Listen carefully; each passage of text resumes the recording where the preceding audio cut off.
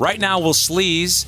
It's presented by McDonald's. The best part about working at McDonald's is the people. A lot of Menendezing going on, Barnes. Lots. You like my new term?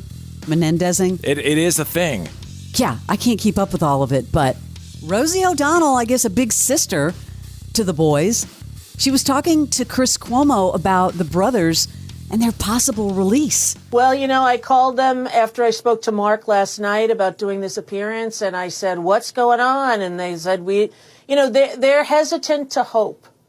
After being in jail and prison for 35 years and being abused for his childhood up to that point, these men don't have a lot of bandwidth to hope for what exactly happened. And, I want to thank the millennial culture of all these kids online who said, we learned about this in government class, we learned about this in civics, and how did this happen? And they started the Free the Menendez brothers.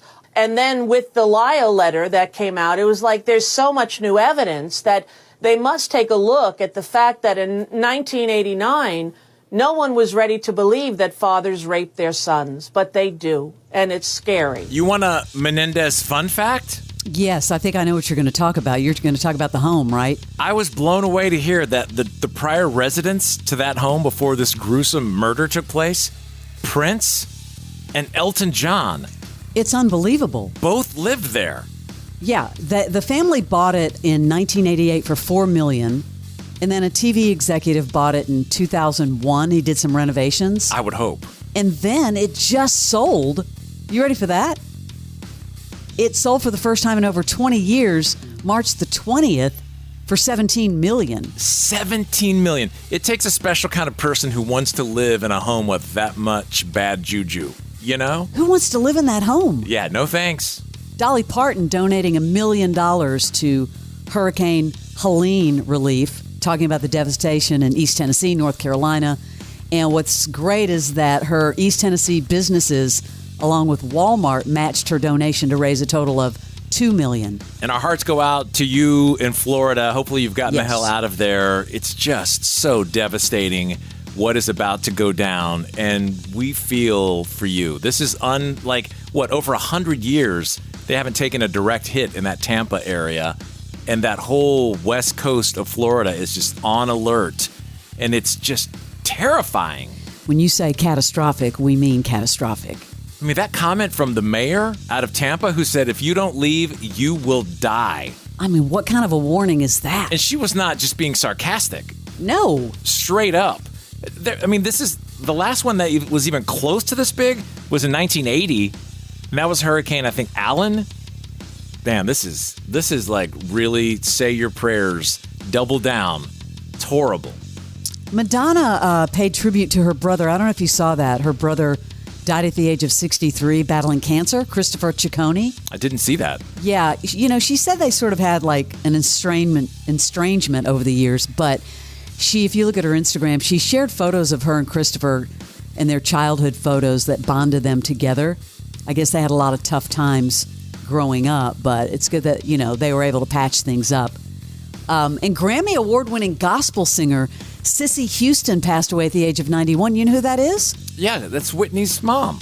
Whitney's mom, who was a legend, honestly. I don't know if you saw this audio, like mother, like daughter. Nicole Kidman had her 16-year-old daughter, Sunday Rose, out with her. They've been going to a lot of fashion shows together, and I guess her daughter made her debut. And she was talking about it, and people are like, well, that's an interesting accent. My name's Sunday Rose Kidman Urban, and this is my first show. We're at the Miu Miu show in Paris. We did some shopping, because how could you not come to Paris and not shop? I've been wanting to do this for so long, so when the offer came through, it was really exciting. And now the day's finally here. Probably just don't stress yourself out too much, because I was really stressed. And then it's just everyone here is really nice. Bye, Poke. Man, she's all over the place with that accent. It's a little Australian, it's a little Southern, it's a little... Yeah, there's a lot going on. Yeah, well, she's adorable. Who's back, right, on their socials. Who? Britney Spears. Did you see the video she posted? Yeah, I don't understand. Talk about burning her face while starting a fire? She goes away, then she comes back she dreams up this stuff. What is happening here? I was in my room and I turned the fire on, and all of a sudden it blew up in my face. It's done it before, but this time I just threw the whole thing in there, and it literally blew into my face, and it took all my eyelashes off, my eyebrows. And see this baby hair, these baby bangs, this is from basically 6 months ago.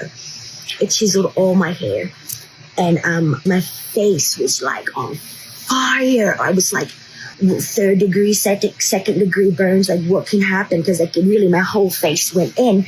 And so this lasted for like 6 or 7 hours. It happened like 3 o'clock in the morning. So finally, I took 3 Tylenols, which is like, Tylenol is like a really, really big deal for me. Like it's like Vicodin or something. But I took 3, and finally I went to sleep. But yeah, it was really bad. What is that voice that she's got going on? Well, I was going to ask, what accent is that? It's almost that frog talk. What was that, vocal fry that they... That's bizarre. That is strange. That's another Britney Hall of Famer there in the audio files. That is your Celebrity Sleaze.